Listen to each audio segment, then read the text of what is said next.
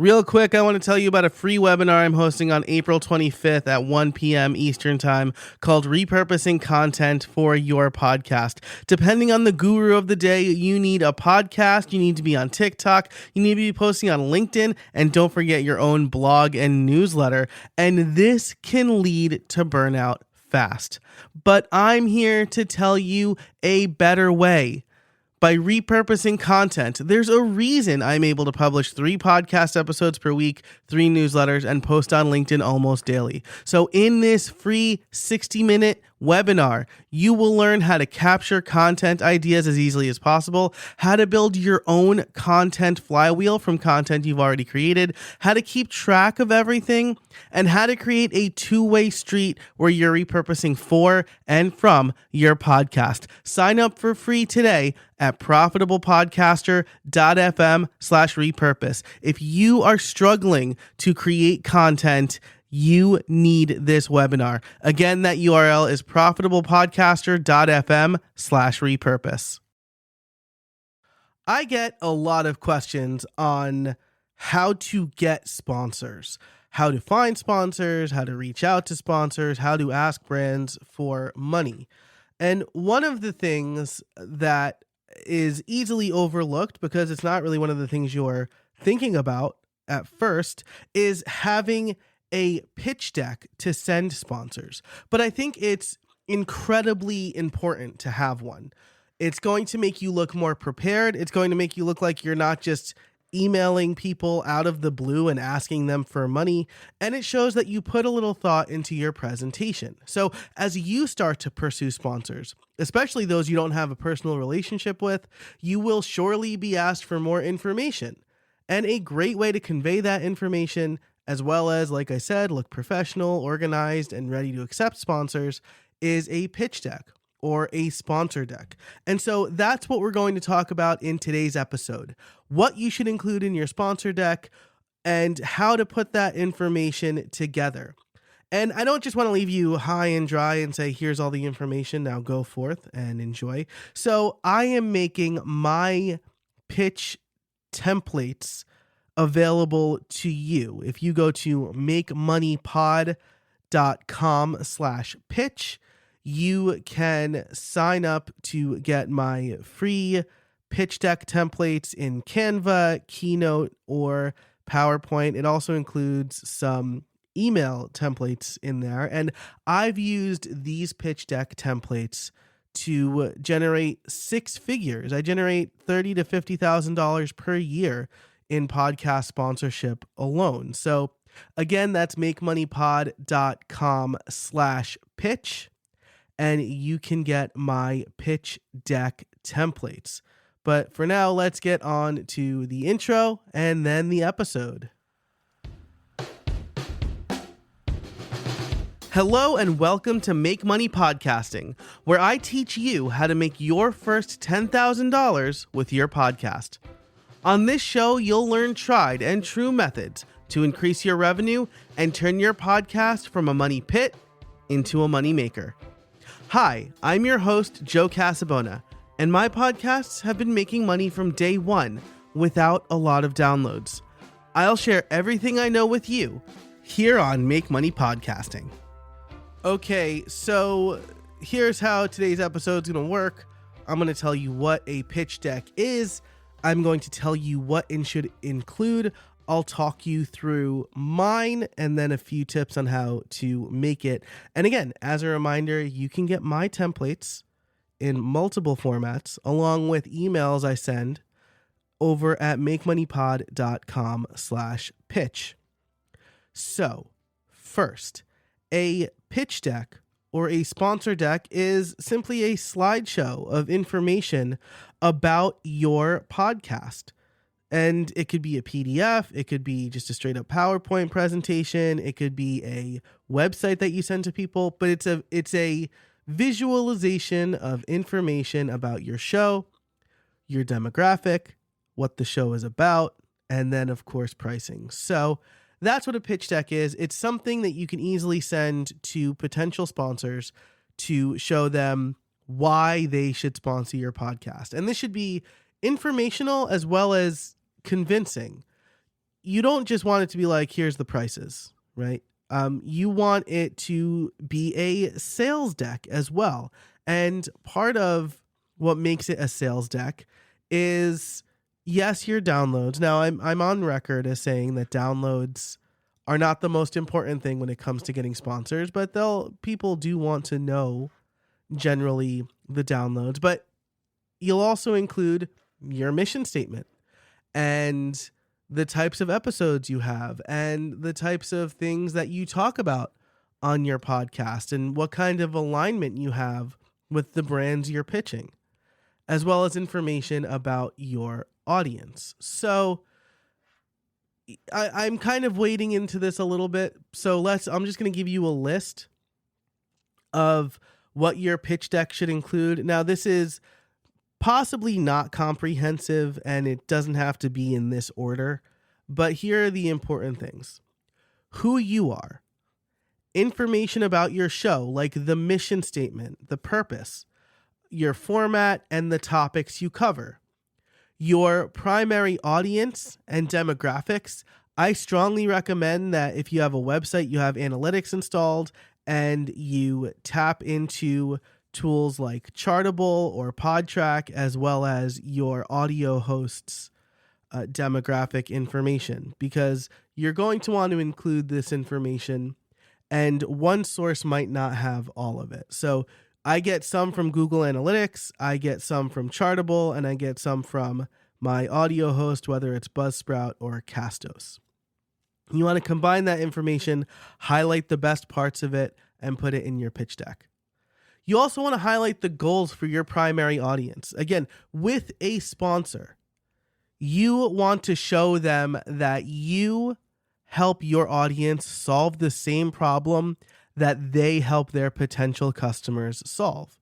So if you list the goals for your primary audience, you can show those brands, look, we have goal alignment. I talk people through fixing their tech. You sell kits to help people fix their tech.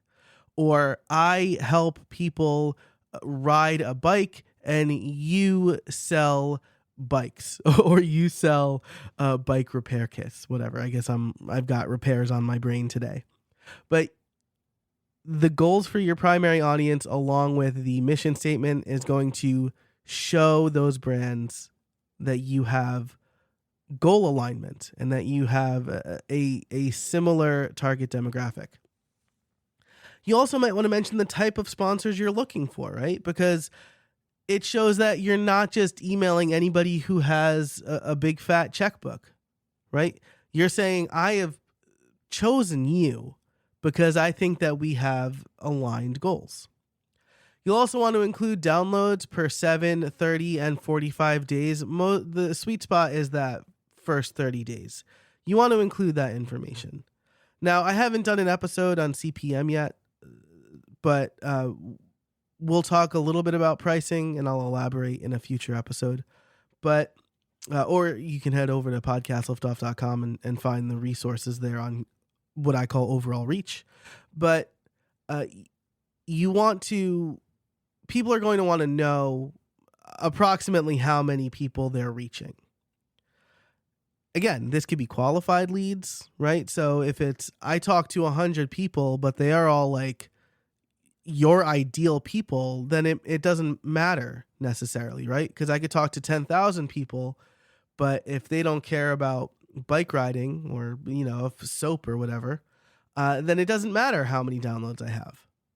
So again, your mission statement, the goal for your primary audience, is going to be a little bit more important, I think, than downloads, but you want to include downloads. You also want to list your overall reach. I've alluded to this a little bit, but for independent podcasters like us, we're not getting millions of downloads per episode, right? We're not getting Joe Rogan numbers. We're not getting Stuff You Should Know numbers.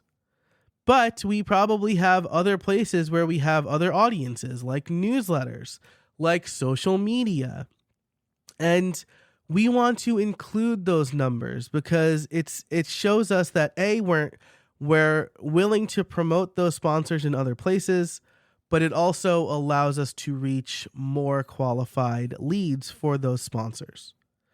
I've had people convert because of my newsletter spot for a sponsor and not necessarily because of the podcast sponsor, but they get all of that included in my packages, and I'll walk through my packages too. And then you'll want to include pricing. Pricing is a tough thing to talk about. It's a whole other episode, but you probably have some price in mind. If you've never priced a sponsorship before, I recommend to make the first couple stupid low. Like almost it would be dumb to say no low. And that's because one of the other things is you want to include logos of previous sponsors and testimonials if you can get them. Testimonials can be from listeners. Previous sponsor logos are going to help though. So make that first couple super low, basically so you could use their logo in your pitch deck.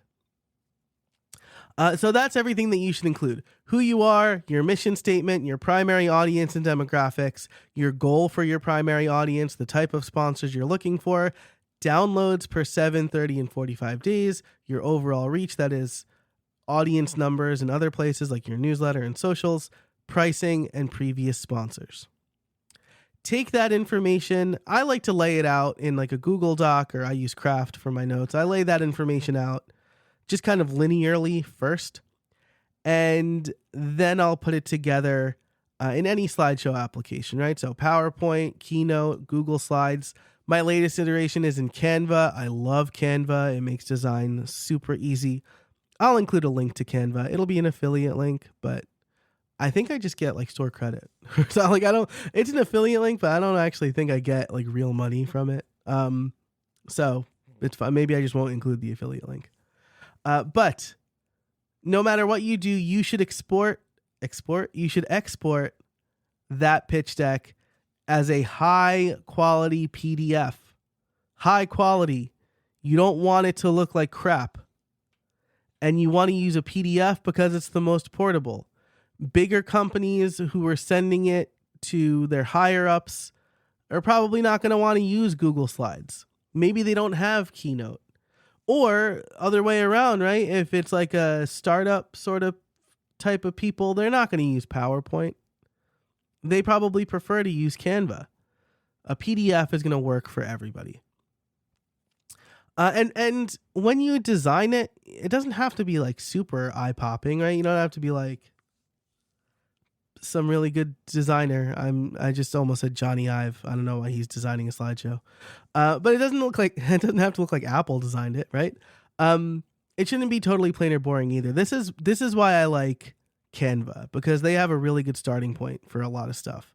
And you should use colors and fonts that make it memorable but not distracting. I try to use my brand colors, right? The same colors and fonts from my artwork. But you want it to be legible. And so again, if you're not sure where to start, you can get those free resources, makemoneypod.com/pitch. So the last thing I want to do here is walk through my pitch deck. And I'll just kind of talk through, you can't see it obviously, unless you've already downloaded the resources, but this is what my pitch deck looks like as of September, we'll say late 2022, right? So the title slide says partnership opportunities. This is kind of just, what's the word I'm looking for? It's a word about words, right? Pedantics. But I'm using partnership opportunities here because, again, as a smaller podcaster, I want my sponsors to be partners. I want to help them. They're helping me by funding my show. I want to help them get whatever type of metrics they're getting. And this is something that you'll see in the emails, right? I always ask, what makes this campaign a win for you? Because sometimes it's not direct sales. Sometimes it's an awareness campaign. Sometimes it's just they want you to say nice things about them because then they could use that information. So I always ask what's going to make it a win for them. And I think that is what kind of makes it a partnership. Then I have information about the show, when it airs, how long it is, who I interview. So interviews with creators and small business owners for my main show, How I Built It. I also mentioned previous guests here. I've been doing this for a long time, and as the mission of my show has changed, so has the previous guests. So when I was looking at companies really like squarely in the WordPress space, I had big names from the WordPress space. Now, because it's for creators, my previous guests include Wes Ko, Peter Hollins, Rochelle Moulton, and Mike Hurley, who are big names in the creator space. Wes Ko runs Maven and is big in the cohort-based course space. Peter Hollins, a huge YouTuber. Rochelle Moulton talks about authority through content creation. And Mike Hurley runs a very popular podcast network. And then I have the show's focus, who I help. I help two groups of people, creators and small business owners. So I talk a little bit about that and like why and how I help them. This helps the sponsor see, okay, well, Joe is helping creators become more consistent, right? Or make money through membership. I have a membership product. Joe helps small businesses drive sales through list building. I help people make email lists. So right there, they're going to use this text to try to see some brand alignment.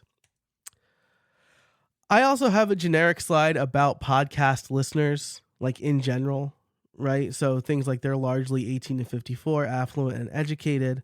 They're on social media more. And this is stats. These are stats that I get from Edison Research. It helps to set the table with podcast listeners in general, especially if a brand hasn't sponsored podcasts before, because this might be uncharted territory for them.